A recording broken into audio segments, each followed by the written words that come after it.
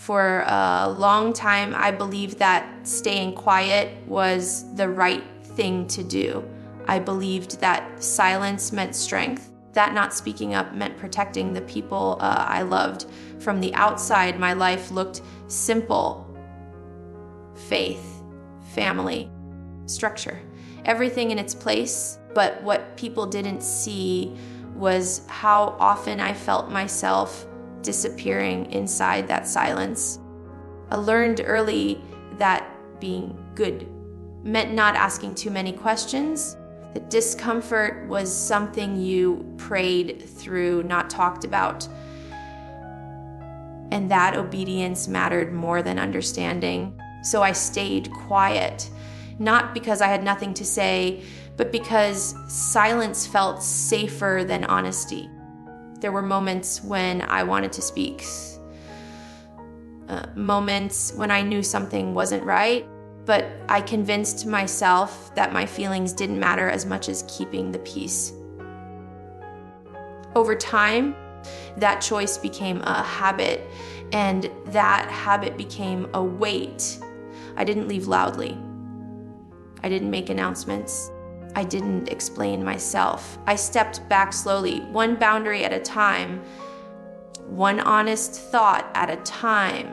This isn't a story about anger. It's not about blame, and it's not about rebellion. It's about what happens when silence lasts too long and you finally realize you need to listen to yourself. Grew up believing that family came before everything, before questions, before comfort, before myself. Love was shown through sacrifice, through staying in line, through not causing discomfort, even when something inside you felt wrong. And for a long time, I accepted that. I told myself that feeling overwhelmed was a weakness, that doubt was something to push away, that if I just tried harder, prayed more, stayed quieter, things would feel right again. But they didn't. Instead, the gap between who I was and who I was expected to be grew wider. And the more I ignored it, the heavier everything felt. There were conversations I replayed in my head, things I wanted to say but never did, not because I didn't have the words, but because I didn't believe I was allowed to use them. I learned how to smile through discomfort, how to nod when I felt uncertain, how to convince myself that unease was normal, but unease doesn't disappear when you ignore it. It settles in quietly. It shows up in your body, your thoughts, your sleep. That was when I started to realize something important. Silence wasn't protecting me anymore. It was slowly taking pieces of me with it. I didn't want to hurt anyone. And what happened, I didn't want to create distance. I just wanted to understand why being myself felt so difficult. And that question, that single honest question, was the beginning of everything changing. Faith was always part of my life. It shaped how I spoke, how I chose, how I measured myself. But somewhere along the way, faith and fear became tangled together. They started to sound the same. They felt the same. I couldn't tell where belief ended and where pressure began. I told myself that fear was conviction. That anxiety was a sign I needed to try harder. That peace would come if I just stayed quiet long enough. But peace doesn't grow in silence. That's forced. It grows where there is honesty. The first boundary I ever set wasn't loud. It wasn't dramatic. It was private. It was the moment I allowed myself to admit, even just to myself, that something wasn't right. That moment scared me because once you name the truth, you can't unsee it. I didn't know what stepping back would look like. I didn't know who I would disappoint. I only knew that continuing the same way meant losing myself completely. So I started small. I listened more closely to my own thoughts. I questioned what I had always accepted. I allowed space where there used to be rules. And with each small step, I felt both relief and grief. Relief for finally breathing, grief for the years I spent believing my voice didn't matter. Stepping back didn't mean I stopped caring. It meant I cared enough to stop pretending. And even though I didn't say it out loud at the time, that choice changed everything. When I stepped back, people noticed. Even when I didn't say anything, the absence spoke for me. Questions started forming where explanations never came. Some were gentle, others were sharp. I could feel the weight of being misunderstood, of having my silence filled in by other people's stories. They wanted reasons, they wanted clarity, they wanted me to explain myself in a way that made sense to them. But I wasn't ready, not because I was hiding something, but because I was still learning how to understand it myself. There's a difference between secrecy and privacy, between silence that protects and silence that hides. Mine wasn't about hiding. It was about survival. Every time I considered explaining myself, I felt pulled back into a version of my life that required performance instead of truth. So I chose quiet again.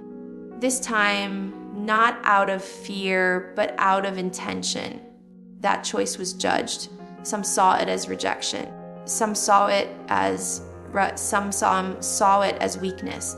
But none of them were living inside my body. None of them felt the tension I had carried for years. None of them knew what it took just to feel steady again. I learned that being misunderstood is sometimes the cost of being honest with yourself. And while that cost felt lonely, it also felt freeing, because for the first time, I wasn't explaining my life to be accepted. I was living it to be whole. Becoming a mother changed the way I understood everything. It wasn't sudden. It wasn't dramatic. It was quiet, like most real changes are. For the first time, I wasn't only responsible for myself. I was responsible for the emotional world my children would grow up in. I started asking different questions. Not just what was expected of me, but what was healthy, what was safe, what would teach them that their voices mattered. I realized that children don't learn boundaries from words. They learn them from watching. They learn from what we tolerate, from what we excuse, from what we call normal. And I couldn't teach them to listen to themselves if I was still ignoring my own instincts. That understanding made some choices clearer, even when they were painful.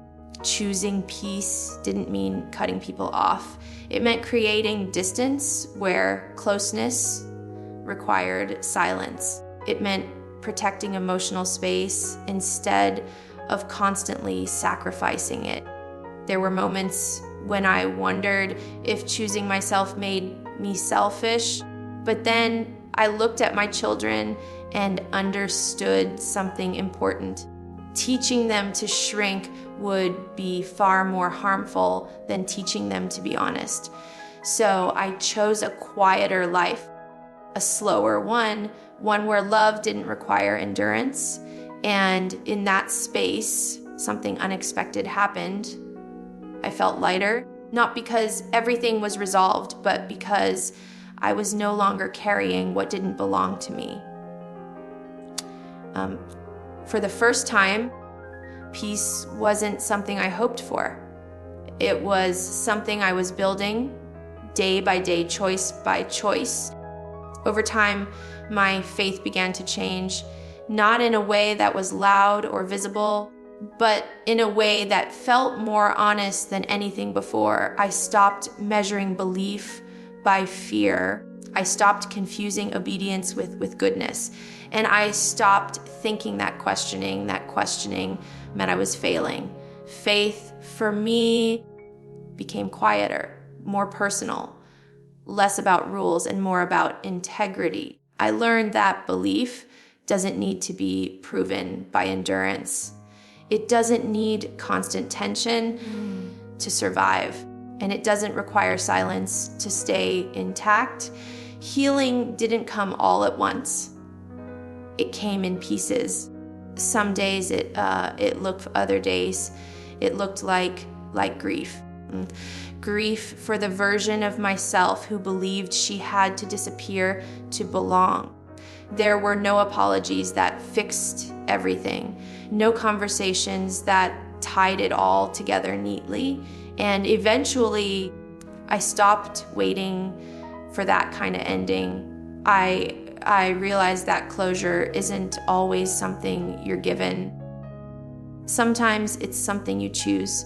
I chose to stop waiting for permission to live a life that felt aligned with who I was becoming. I chose to stop explaining myself to people who couldn't hear me without judgment. And in doing so, I found a different kind of freedom. Not freedom from family, not freedom from faith, but freedom from fear. I learned that silence doesn't always mean absence. Sometimes it means strength. Sometimes it means restraint. Sometimes it means choosing peace over the need to be understood. And maybe that's why this story doesn't end with a dramatic moment or a final declaration, because the most meaningful changes often happen quietly. And the truest kind of healing doesn't need an audience. There was a time when I thought being seen meant being understood, that if people watched closely enough, they would know my heart. I don't believe that anymore. Understanding doesn't come from visibility. It comes from truth. And sometimes truth needs privacy to survive. I no longer feel the need to explain every choice, no longer feel responsible for filling the silence with answers. And I no longer believe that living quietly means living small. What I've learned is simple, but it took years to understand. You can love people deeply and still choose distance.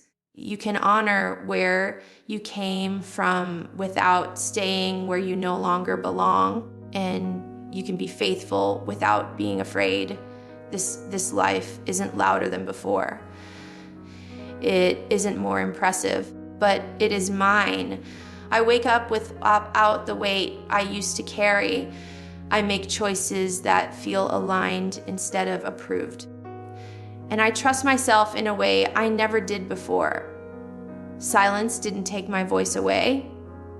It gave it back to me. And if there's one thing I hope people understand, it's this: walking away quietly doesn't mean you stopped caring. Sometimes it means you finally learned how to care for yourself.